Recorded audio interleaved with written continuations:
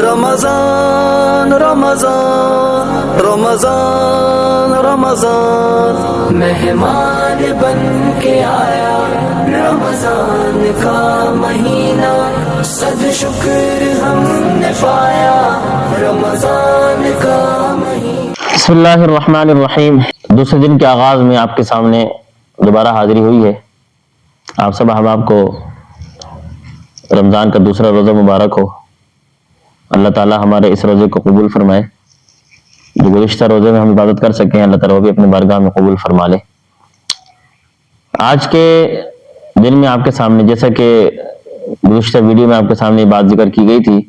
کہ ہم اپنے اس سلسلہ کا آغاز بچے کی پیدائش کے وقت جو انسان کی طرف سب سے پہلے دینی حکم متوجہ ہوتا ہے اس سے ذکر کریں گے۔ تو آج آپ کے سامنے جس چیز کا ذکر کرنا ہے وہ ہے کہ جب بچہ پیدا ہوتا ہے تو پیدائش کے وقت سب سے پہلا حکم جو شریعت کا اور دین کا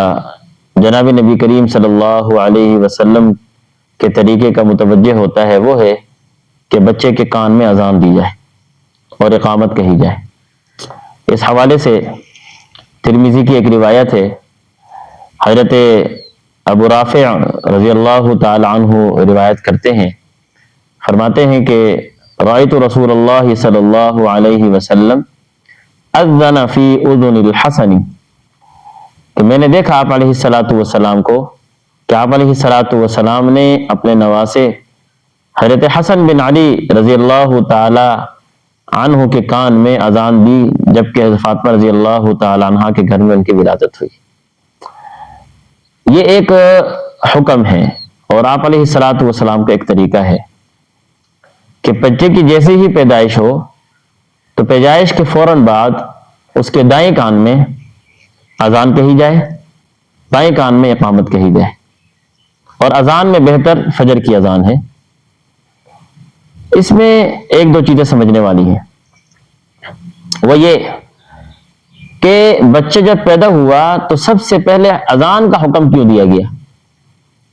اس کے علاوہ کوئی اور حکم بھی ہو سکتا تھا۔ تو محدثین نے اس پر بہت تفصیلی بحث کی ہے۔ مختصر سی آپ کے بعد سامنے میں دو تین باتیں ذکر کرتا ہوں۔ پہلی بات یہ ہے کہ جب بچے کی ولادت ہوئی، وہ دنیا میں آیا، تو دنیا میں آتے ہی اس کے کان کے ذریعے اس کے دل و دماغ میں یہ بات پہنچائی گئی کہ اللہ رب العزت کی وہ واحد ذات ہے جو اس ساری کائنات کو چلا رہی ہے، اور 9 مہینے ماں کے پیٹ میں جس ذات نے تجھے پالا، تجھے رکھا، تیری پرورش کی، تجھ تک غذا پہنچتی رہی، وہ یہی وحدہ لا شریک ذات تھی جس کی آواز تیرے کانوں پہنچی ہے اللہ اکبر کے ذریعے، اشہد ان لا الہ الا اللہ کے ذریعے، اشہد ان محمد رسول اللہ کے ذریعے یہ پیغام پہنچایا گیا رہا ہے، تاکہ اس بچے کے دل و دماغ میں ابتدا سے ہی توحید کا پیغام پہنچ جائے، ایک اللہ کا پیغام پہنچ جائے کہ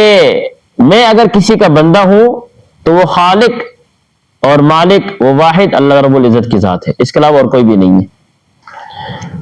اور دوسری چیز یہاں پر یہ ہے کہ حدیث پاک میں آتا ہے کہ جس آدمی کے ابتدائی کلمہ لا الہ الا اللہ ہو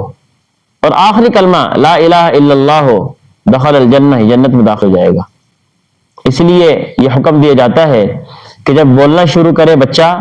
تو اس کو سب سے پہلے اللہ بلواؤ، تاکہ اس کی زبان سے اللہ نکلے۔ تو یہ وہ چیز ہے کہ بچے کے بولنے سے پہلے اس کے کان کے ذریعے اس کے دل و دماغ میں لا الہ الا اللہ پہنچا دیا گیا۔ اب جب اس نے بولنا شروع کیا تو اس کی زبان سے اللہ نکلا، لا الہ الا اللہ نکلا، اور وفات کے وقت بھی اس کی زبان سے لا الہ الا اللہ نکلا، تو پکی کنفرم بات ہے کہ جنتی ہے، یہ جنتی ہے۔ اور تیسری بات یہ ہے کہ آخر میں جب انسان کا انتقال ہو جاتا ہے تو نماز جنازہ پڑھی جاتی ہے۔ تو عجیب بات یہ ہے کہ بچے کی پیدائش کے وقت اس کے کان میں اذان کہنے کا حکم ہے، اقامت کہنے کا حکم ہے، کہ دائیں کان میں اذان کہیں گے، بائیں کان میں اقامت کہیں گے۔ محدثین نے یہاں پر بہت اہم سبق کی طرف توجہ دلائی ہے، فرمایا کہ جب اذان کہی اور دوسرے کان میں اقامت کہی تو اذان و اقامت کے درمیان میں جتنا وقفہ ہے انسان کی زندگی کا دورانیہ بھی اتنا ہی، کہ یہاں سے اس کے کان میں اذان کی گئی ہے اور وہاں سے اس کی نماز جنازہ پڑھ دی گئی، کتنی دیر لگتی ہے؟ اذان اور اقامت کے درمیان میں 15 سے 20 منٹ کا وقفہ ہوتا ہے۔ انسان اگر اپنی زندگی کا نچوڑ نکالے تو انسان کی زندگی کا نچوڑ بھی یہی ہے کہ اس کی زندگی کا دورانیہ 15 سے 20 منٹ ہے۔ اب وہ اس 15 سے 20 منٹ کے دورانیے کو بھی اگر اللہ کے حکم کے مطابق نہ گزار کر گیا تو پھر انسان کے اوپر کتنا بڑا سوالیہ نشان کھڑا ہو جاتا ہے کہ اس آدمی کی پھر آخرت کیسے بنے گی، اس کے قبر میں کیا حال ہوگا، آخرت میں اس بیچارے کا کیا حال ہوگا۔ تو یہ وہ نقطہ اور یہ بات سمجھانے والی ہے کہ جیسے ہی بچہ پیدا ہو تو پیدائش کے وقت اس کے کان میں فجر کی اذان کہی جائے دائیں کان میں، اور بائیں کان میں اقامت کہی جائے، تاکہ بچے کے دنیا میں آتے ہی اللہ تعالیٰ کا تعارف ہو، اللہ کی پہچان ہو، پھر جیسے جیسے بچہ بڑا ہوتا چلا جائے اس کی آگے پھر دوسرے احکامات ہیں تربیت کے حوالے سے، تاکہ یہ بچہ بچپن سے ہی اللہ تعالیٰ کو پہچاننے والا ہو، بڑا ہو کر اللہ کے حکم کے مطابق زندگی گزار سکے۔ اللہ تعالیٰ عمل کی توفیق عطا فرما دے۔